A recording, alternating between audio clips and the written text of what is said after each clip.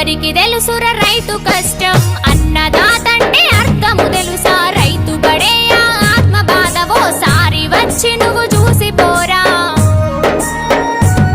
నీ వెనక ఉన్నా